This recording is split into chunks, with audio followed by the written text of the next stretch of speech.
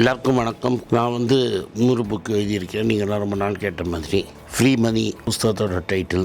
இது வரைக்கும் நான் எழுதினே தான் இருக்கிறதே பிக்கஸ்ட் புக்கு.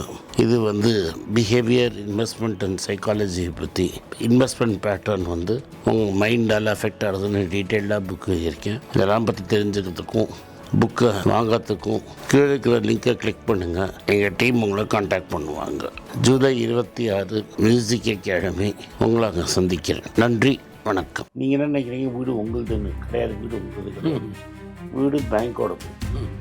நீங்கள் மாதம் வட்டி கட்டணும். ஸோ இது கட்டி முடித்தா எந்த ஆகல. எப்போ முடியும்? 25 வருஷம் கழிச்சு. அந்த 25 வருஷத்துக்கு வட்டியும் சேர்த்து கட்டினா வீடு 3 மடங்கு ஆகிடும். ஒருத்தருடைய சேமிப்பு அப்படின்றது எந்த இதிலெல்லாம் செய்கிறது அவசியம். என்னை பொறுத்த வரைக்கும் சேமிப்பில் முதல்ல தங்கம் ரொம்ப முக்கியம். ஏன் தங்கம் முக்கியம்னு சொல்லுங்கள். உலகத்தில் எந்த நாட்டுக்கு நீங்கள் போனாலும் கூட தங்கத்தை எடுத்துன்னு ஓடி போயிட்டீங்கன்னா நீங்கள் சேஃப். மத்திய தர குடும்பத்தினர் பொறுத்த வரைக்கும் பல பேருடைய கனவு அப்படின்னா ஒரு காரு, ஒரு வீடு. சரியான கனவா தவறான கனவுன்னு என்னோட ஃபீலிங். காருங்கிறது அத்தியாவசியமே கிடையாது. ரைட்டுங்களா? ஒரு மிடில் கிளாஸுக்கு உங்களுக்கு பெட்ரோல் போட்டே கட்டுப்படியாகும்.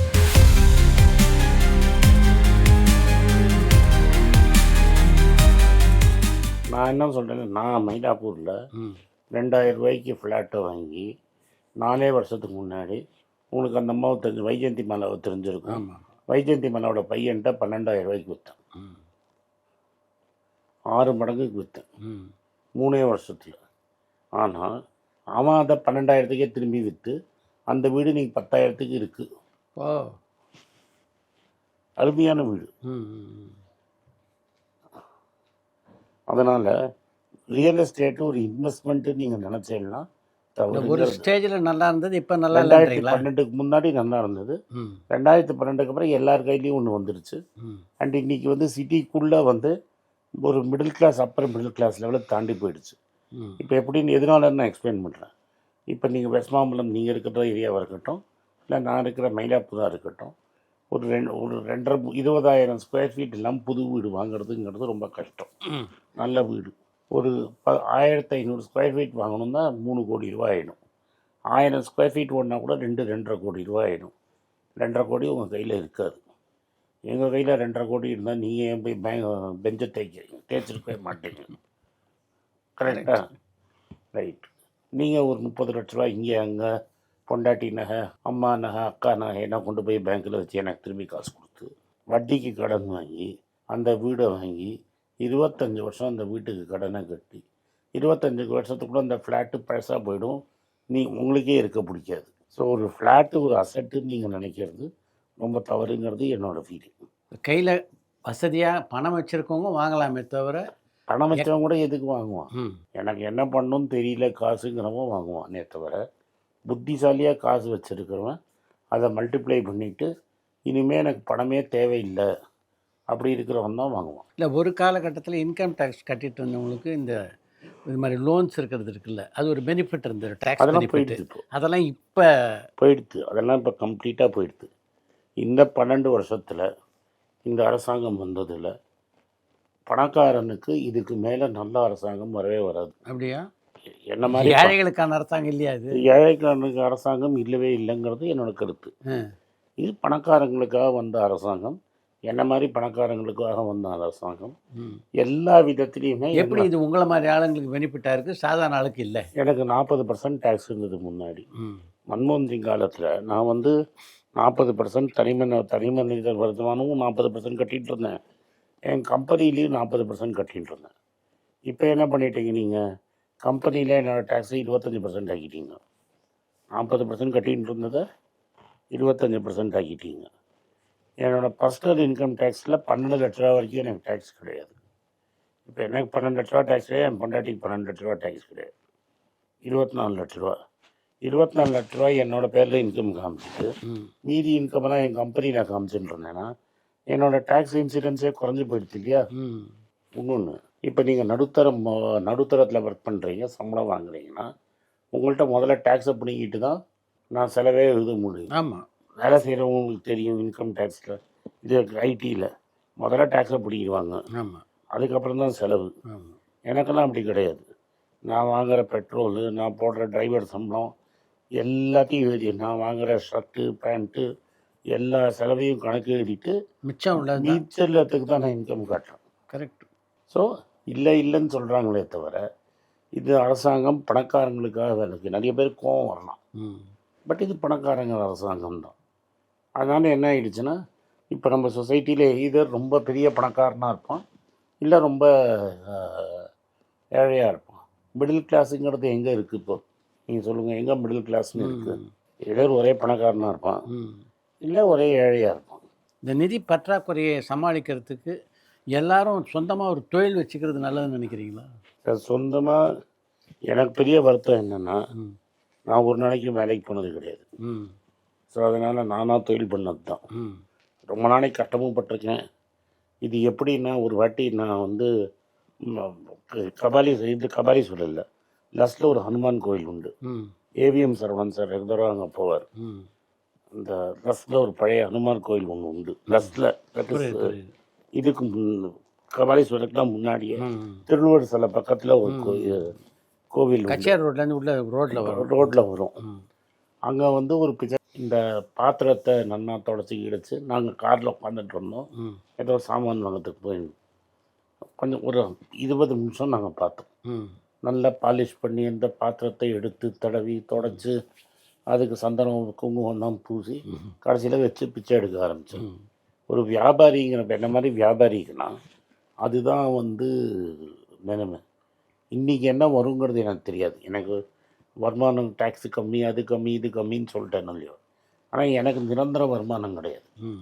எனக்கு இன்றைக்கி வந்து கார்த்தால நான் ஆரம்பிக்கிறச்சேன், முக்கால்வாசி பேருக்கு இன்றைக்கி என்ன சம்பாத்தியங்கிறது அவனுக்கு தெரியும்.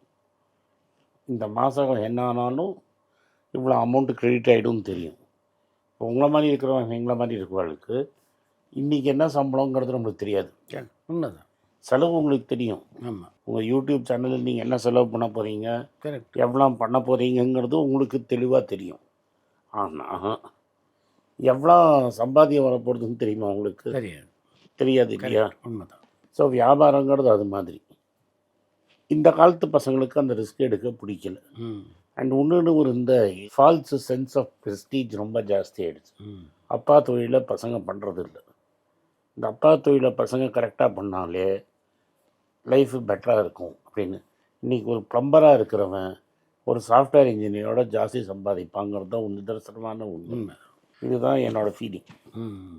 நீங்களே சொல்லும்போது சொன்னீங்க, நான் பேங்க்கில் பணத்தை போடுறத விட பாண்ட்ஸில் இன்வெஸ்ட் பண்ணுவேன். ஆமாம். ஸோ பேங்க்கை விட பாண்ட்ஸ் தான் சேஃப்னு நினைக்கிறீங்களா இன்வெஸ்ட்மெண்ட்டாக? சார், வாழ்க்கையில் எதுவுமே சேஃப்டிங்கிறது ஒன்றும் கிடையாது. பேங்க்கில் பணம் போட்டால் லாஸ் நிச்சயம். அப்படியா? ஆமாம். ஏன்னு சொல்கிறேன், போன வருஷம் இப்போ இங்கே நம்மளுக்கு முன்னாடி நான் வாங்கிறது இல்லை, எனக்கு தெரியாது. இதுதான் ப்ராப்ளம். பணக்காரனாக இருந்தால் இதுதான் ப்ராப்ளம். வெளியில் என்ன நடக்கிறதுனே நம்மளுக்கு தெரியாது. ஆனால் என் பசங்களை கேட்டு தான் எனக்கு தெரியும். தினம் அவனை நோண்டிகிட்டே இருப்பேன் நான். ஸோ என்கிட்ட சொன்னால் ஒருத்தன், போன வருஷம் அரிசி 55 ரூபா இருந்தது சார், இந்த வருஷம் அரிசி 88 ரூபான்னு விலை ஏறி போச்சு சார். அதுமாதிரி சமையல் எண்ணெய் விலை ஏறி போயிடுச்சுங்கண்ணா, பெட்ரோல் விலை ஏறி போச்சு. இப்போ நான் பேங்க்கில் நீங்கள் கொண்டு போய் டெபாசிட் பண்ணேன்னா உங்களுக்கு 5 ரூபா 6 ரூபா வட்டி வரும் 100 ரூபாய்க்கு. ஆமாம், அதிகபட்சம். நான் 1 லட்ச ரூபா போட்டால் 7000 ரூபா வரும். அம்மையார் அதில் 10% பிடிங்கிடுவாங்க, 6000 ரூபா கிடைக்கும். நான் 1 லட்ச ரூபாய்க்கு எவ்வளோ கிலோ அரிசி போன வருஷம் வாங்க முடியும்? 1,06,000 ரூபாய்க்கு நான் 6,000 ரூபாய்க்கு எவ்வளோ அரிசி வாங்க முடியும்? 1,06,000 ரூபாய்க்கு நான் வாங்கக்கூடிய அரிசி கம்மியாக இருக்கும். 1 லட்ச ரூபாய்க்கு நான் வாங்கின அரிசி ஜாஸ்தியாக இருக்கும். அதுக்கு பதிலாக நீங்கள் அரிசியாக வாங்கி வீட்டில் வச்சுருந்தாலே நீங்கள் சம்பாதித்தது ஜாஸ்தியாக இருக்கும். அதனால் ஒரு இது மாதிரி பணக்காரங்களுக்காக நீங்கள் அரசாங்கம் நடத்துறச்ச பேங்க்கில் பணம் வச்சிங்கன்னா நாமினல்னு சொல்லுவோம் நாங்கள், வேல்யூ வந்து கரெக்டாக இருக்கிற மாதிரி இருக்கும். ஆனால் அந்த பணத்தோட பர்ச்சேசிங் பவர் ரொம்ப குறைஞ்சி போயிடும்.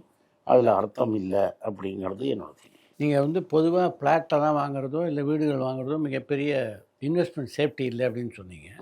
இன்றைக்கி சென்னையில் பார்த்தீங்கன்னா முன்னாடி ஒரு 6,000 ரூபாய் ஸ்கொயர் ஃபீட்டு 7,000 ரூபாய் ஸ்கொயர் ஃபீட்லாம் விற்ற நிலை மாறி 35,000 ரூபாய் ஸ்கொயர் ஃபீட்டு 40,000 ரூபாய் ஸ்கொயர் ஃபீட்டுக்கு பல 2,000 ரூபாய் ஸ்கொயர் ஃபீட்டும் பார்த்துருக்கேன். நான் 30,000 ருபீஸ் சர்வசாதாரண. நான் பிறந்தபோது ஃப்ளாட்டே கிடையாது, ஊரும் பார்த்துருக்கேன்.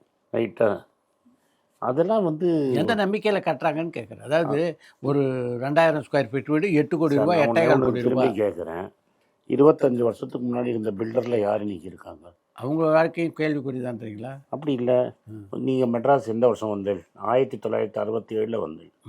கரெக்டாக ஞாபகம் பண்ணி வச்சிருக்கீங்க. நான் போன வாட்டி நீங்கள் கேட்டேன் உங்களை. ஆமாம். அது நான் பிறந்த வருஷம், ஓ எனக்கு காமராஜ் தோத்த வருஷம். ஆமாம். ஸோ அந்த வருஷத்தில் பார்க்கும்போது யார் பெரிய சினிமா ப்ரொடியூசராக இருந்தாங்க? 3 பேர் சொல்லுங்கள். அப்போ 2 நாகிரெட்டியாக இருந்தார், நாகிரெட்டியா இருந்தார், இருந்தாரு. எஸ் வாசன் இருந்தார், மாடர்ன் தேட்டர்ஸ் இருந்தாங்க, சின்னப்ப தேவர் இருந்தார். சின்னப்ப தேவர் இருந்தார், எல்லாம் இருந்தாங்க. யாராவது ஒருத்தராது இருக்காங்க இன்னைக்கு? காலம் மாற்றம் சார், எல்லாரும் 100 அதே வருஷம் மாதிரி தான் பில்டரும் போயிடுச்சே. அவங்க இல்லை சார். ஆனால் அமெரிக்காவில் வார்னர் பிரதர்ஸ் இருக்காங்களா? டிஸ்னி ஒன்றும் இருக்கா? எம்ஜிஎம் ஸ்டுடியோ இருக்கா? இதெல்லாம் இருக்குல்ல. 67 சினிமா எடுத்த ஸ்டுடியோலாம் இன்னைக்கு இருக்கா இல்லையா? அமெரிக்காவில் இருக்கா இல்லையா? நீங்கள் அதெல்லாம் பார்த்து தான் வந்திருக்காரு. MGM studio, Warner Brothers, Paramount Pictures, Columbia, அந்த கம்பெனி இருக்கா இல்லையா? உங்கள் ஊரில் இருக்கா? இல்லை இல்லை. அங்கே விஜயா படம் இருக்கா? இல்லை. ஜெமினி இருக்கா? ஏவிஎம் இருக்கா? இல்லை. ஏவிஎம் இருக்காங்க, படம் எடுக்கிறது. கடைசியாக இப்போ என்ன படம் எடுத்தார்? அது ரொம்ப வருஷம் ஆச்சு. ஆமாம், அவரே போயிட்டார். இனிமேல் படம் நிச்சயமாக எடுக்க மாட்டாங்க. ஸோ நான் என்ன சொல்ல வரேன்னா, உங்களுக்கு இது வந்து ஒரு டாப் சீட்டர்ஸி டைம். 1991 இந்தியாவில் நடந்ததுங்கிறது 91 முன்னாடி 91க்கு அப்புறம்ங்கிற ஒரு வரலாறு. ஸோ அதே மாதிரி தான் பில்டரும். அன்றைக்கி இருந்த பில்டர் இன்றைக்கி கிடையாது. ஸோ பில்டரும் மாறிட்டே இருக்கான். நான் பணம் போட்டு சம்பாதிச்சேன்னான்னு பில்டர் போட்டு கட்டுறான். அண்ட் ஒரு காலத்தில் நம்ம ஊரில் என்னென்னா, இந்த பில்டர் பின்னாடி பெரிய பெரிய பில்டர் பின்னாடி பெரிய பெரிய அரசியல்வாதி இருக்கான். அந்த அரசியல்வாதியோட பவர் போயிடுச்சுன்னா அந்த பில்டரும் செத்து போயிடும். பங்குச்சந்தையிலும் பார்த்தீங்கன்னா தொடர்ந்து முறைகேடுகள் நடந்துகிட்டே தானே. எதில் முறைகேடு இல்லை?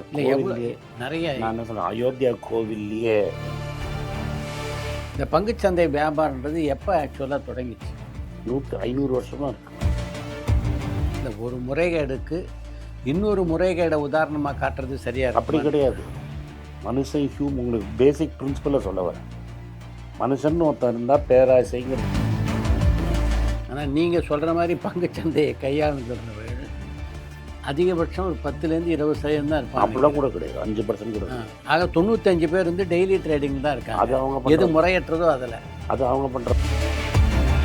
எல்லாருக்கும் வணக்கம். குழந்தைங்களுக்காக ஃபைனான்ஷியல் லிட்ரஸி, மணி ஃபார் நத்திங்னு 2வது பார்ட்டு. அண்ட் இதில் வந்து செக் எழுதுறது எப்படி, டெபாசிட் எழுதுறது எப்படி, பணம் எப்படி வந்தது, பார்ட்டர்லேருந்து டிமானிட்டைசேஷன் வரைக்கும் எல்லாத்தையும் கவர் பண்ணியிருக்கோம். உங்கள் குழந்தைங்க அப் டு ஏஜ் 10, 12க்கு ரொம்ப யூஸ்ஃபுல்லாக இருக்கும். இந்த புக் இப்போதைக்கு ஒரு ஸ்பெஷல் ப்ரைஸில் 450 ரூபாய்க்கு கொடுக்குறோம். இதை யூஸ் பண்ணிக்கங்க. நன்றி, வணக்கம். moneypage.com வெப்சைட்டை சப்ஸ்கிரைப் பண்ணுங்கள். ஒரு வாரத்துக்கு 4 ப்ரீமியம் ஆர்டிக்கலும் ஃப்ரீ ஆர்டிகல்ஸ் ஒரு 10லேருந்து 15 நாங்கள் போடுறோம். இது சப்ஸ்கிரிப்ஷன் ஒரு மாதத்துக்கு 99 ரூபா தான். நீங்கள் சொல்கிற கான்செப்ட்ஸை கிரேட்டாக எக்ஸ்பேண்ட் பண்ணி போடுறோம். நீங்கள் படித்தீங்கன்னா உங்களுக்கு யூஸ்ஃபுல்லாக இருக்கும். நன்றி, வணக்கம். வணக்கம்.